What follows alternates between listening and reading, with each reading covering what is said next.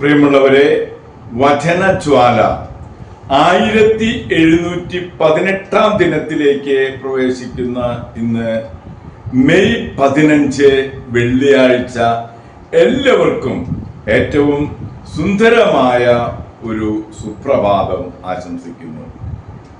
പരിശുദ്ധ ദൈവമാതാവിന്റെ വണക്കമാസം 15-ാം ദിവസത്തേക്ക് പ്രവേശിക്കുന്ന ഇന്നത്തെ വചനവായനയിൽ എസെക്കിയേലിന്റെ പുസ്തകം 10-ാം അധ്യായം 1 മുതൽ 22 വരെയുള്ള തിരുവാക്യങ്ങളാണ് നാം ശ്രവിക്കുക.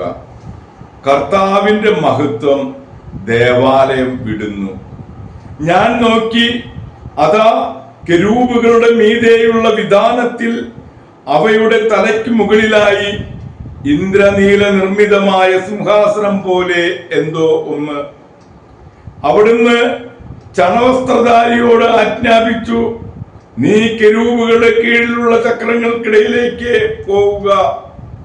കെരൂബുകളുടെ ഇടയിൽ നിന്ന് നിന്റെ കൈ നിറയെ ജ്വലിക്കുന്ന തീക്കനലെടുത്ത് നഗരത്തിന് മീതെ വിതറുക.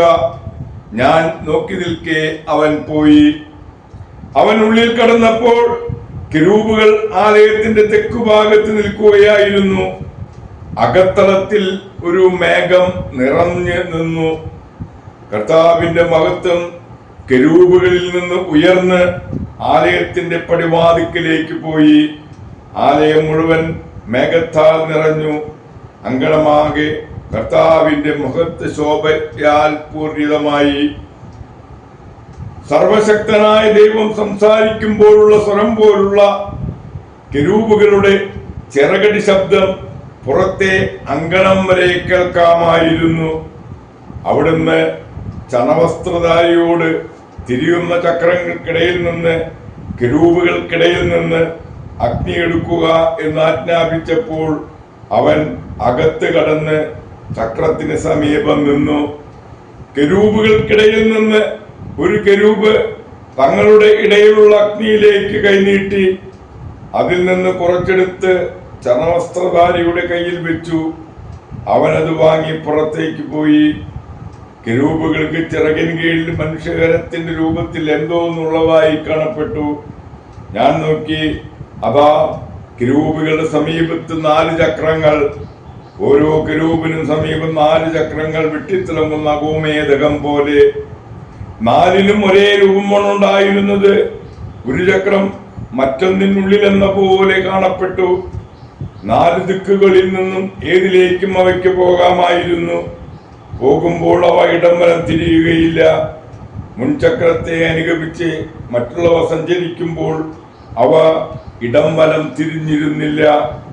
കെരൂബുകളുടെ ശരീരമാകെ പിന്നിലും കൈകളിലും ചിറകുകളിലും ചക്രങ്ങളും നിറയെ കണ്ണുകളിലുണ്ടായിരുന്നു. ഞാൻ കേൾക്കത്തന്നെ ചക്രങ്ങൾ ചുഴലിച്ചക്രം എന്ന് പേർ വിളിക്കപ്പെട്ടു. ഓരോന്നിനും 4 മുഖങ്ങൾ ഉണ്ടായിരുന്നു. ഒന്നാമത്തെ മുഖം കെരൂബിന്റേതുപോലെ, രണ്ടാമത്തേത് മനുഷ്യന്റേതുപോലെ, മൂന്നാമത്തേത് സിംഹത്തിന്റേതുപോലെ, 4-ാമത്തേത് കഴുകന്റേതുപോലെ. കെരൂബുകൾ മുകളിലേക്ക് ഉയർന്നു. കേബാർ നദീ തീരത്ത് വെച്ച് ഞാൻ ഇവ ദർശിച്ച ജീവികൾ തന്നെയാണ് ഇവ. കെരൂബുകൾ പോയപ്പോൾ ചക്രങ്ങൾ അവയോട് ചേർന്നു പോയി. കെരൂബുകൾ ഭൂമിയിൽ നിന്ന് ഉയരാനായി ചിറകുകൾ പൊക്കിയപ്പോൾ ചക്രങ്ങൾ അവയ്ക്കിടയിൽ നിന്ന് വേർപ്പെട്ടില്ല. കെരൂബുകൾ നിശ്ചലരായപ്പോൾ ചക്രങ്ങളും നിശ്ചലരായി.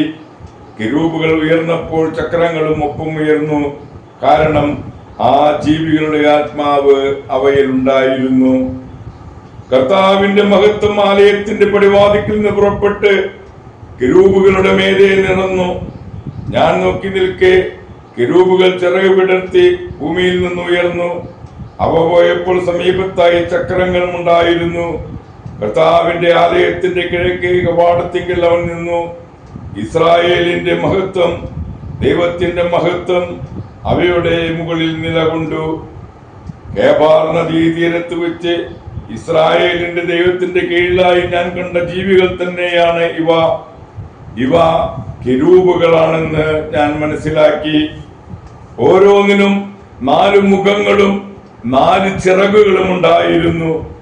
ചിറകുകൾക്ക് കീഴിൽ മനുഷ്യകരങ്ങൾക്ക് സാദൃശ്യമായ രൂപവും കേബാർ നദീതീരത്ത് വെച്ച് ഞാൻ കണ്ട ജീവികളുടെ മുഖത്തിന്റെ രൂപവും തന്നെയായിരുന്നു. ഇവയുടെ മുഖത്തിനും ഓരോന്നും നേരെ മുൻപോട്ട് പോയി. ദൈവത്തിന്റെ തിരുവചനമാണ് നാം ശ്രവിച്ചത്. പ്രിയമുള്ളവരെ, ആഗോള കത്തോലിക്ക സഭയിൽ ഇന്ന് കർഷകനായ വിശുദ്ധ ഇസിദോറിനെ അനുസ്മരിക്കുന്ന പൊൻസുദിനം കൂടെയാണ്. കർഷകരുടെയും മാഡ്രിഡിന്റെയും ഐക്യസംസ്ഥാന ഗ്രാമീണ ജീവിത കോൺഫറൻസിന്റെയും മധ്യസ്ഥനാണ് വിശുദ്ധ ഇസിദോർ. ദരിദ്രരായതുകൊണ്ട് ഉയർന്ന വിദ്യാഭ്യാസം നേടിയില്ലെങ്കിലും ദൈവസ്നേഹവും എളിമയുമാണ് വിശുദ്ധനെ അക്ഷരമാലയായി പഠിച്ചത്.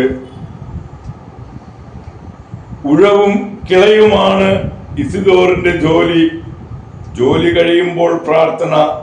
യഥാസമയം മരിയ ദലാഖബാനയെ വിവാഹം കഴിച്ച് അവർക്ക് ഒരു കുട്ടിയെ ലഭിച്ചെങ്കിലും ശൈശവത്തിൽ തന്നെ ആ കുട്ടി മരിച്ചു. പരസ്പര സമ്മതത്തോടെ ഇരുവരും പിന്നീട് വിരക്തരായി ജീവിക്കുകയും ഇരുവരും വിശുദ്ധരാകുകയും ചെയ്തു. മരണകരമായ രോഗം ബാധിച്ചപ്പോൾ മരണസമയം മുൻകൂട്ടി പറയുകയും ഒരുങ്ങി അന്ത്യകൂദാശകൾ സ്വീകരിച്ച് ഈ ലോകത്തോട് യാത്ര പറഞ്ഞു. പ്രിയമുള്ളവരെ, കർഷകരുടെ മധ്യസ്ഥനായ വിശുദ്ധ ഇസിദോറിന്റെ മാധ്യസ്ഥം യാചിച്ച് ഇന്നത്തെ ഈ നല്ല ദിവസത്തിലേക്ക് നമുക്ക് പ്രവേശിക്കാം. ദൈവം എല്ലാവരെയും സമൃദ്ധമായി അനുഗ്രഹിക്കട്ടെ. നല്ല ഒരു വെള്ളിയാഴ്ച ദിവസം എല്ലാവർക്കും ആശംസിക്കുന്നു.